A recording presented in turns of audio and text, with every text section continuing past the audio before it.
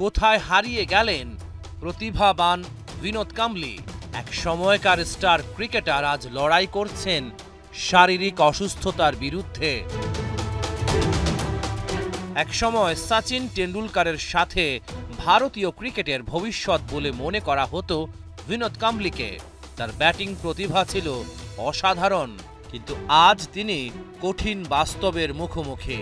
মদ্যপানের আসক্তি, শারীরিক অসুস্থতা আর ভগ্ন স্বাস্থ্য তাকে কোণঠাসা করে তুলেছে। ভারতের সাবেক অধিনায়ক কপিল দেব সাহায্যের হাত বাড়িয়েছিলেন। 1983 বিশ্বকাপ জয়ী এই অধিনায়ক বলেছিলেন, কাম্বলি যদি নিজের সমস্যা কাটিয়ে উঠতে চায় আমি আর্থিক সাহায্য করব, কিন্তু প্রথম পদক্ষেপ ওকেই নিতে হবে। কিন্তু কাম্বলি কি সেই উদ্যোগ নিয়েছেন, নাকি বারবার রিহ্যাবে গিয়েও তিনি ব্যর্থ?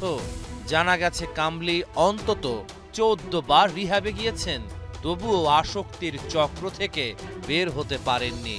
তার ঘনিষ্ঠ বন্ধুরা জানিয়েছেন শারীরিক অবস্থাও ক্রমশ অবনতির দিকে। সম্প্রতি রমাকান্ত আচরেকারের স্মৃতিসৌধ উন্মোচন অনুষ্ঠানে দেখা মেলে কাম্বলির। সেখানে উপস্থিত ছিলেন সচিন টেন্ডুলকারও। দুই বন্ধুর দেখা হওয়ার মুহূর্তটি হৃদয় বিদারক। দুর্বল এবং অসুস্থ কাম্বলিকে সচিনের হাত শক্ত করে চেপে ধরতে দেখা যায়। ভিডিওটি ভাইরাল হতেই সমর্থকরা প্রশ্ন তুলেছেন, কাম্বলির অবস্থা কি আরও খারাপ হয়েছে? সচিন কি তার বন্ধুকে সাহায্য করবেন? ছেলেবেলায় একসঙ্গে ক্রিকেট সফর শুরু করেছিলেন। পরবর্তীতে সর্বকালের অন্যতম সেরা ক্রিকেটারে পরিণত হন সচিন। আর কাম্বলি যেন কোথায় হারিয়ে গেলেন, এমনটাই বলে ক্রিকেট মহল। রমাকান্ত আচরেকারের শিষ্য দুজনই। কয়েকদিন আগে সোশ্যাল মিডিয়ায় বিনোদ কাম্বলির একটা ভিডিও ভাইরাল হয়।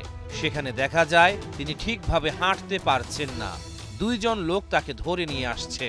একসময় মাঠের মধ্যে দুর্দান্ত পারফর্ম করলেও জীবনে একাধিক বিতর্কে জড়িয়ে ধীরে ধীরে ক্রিকেট থেকে দূরে সরে যান কাম্বলি।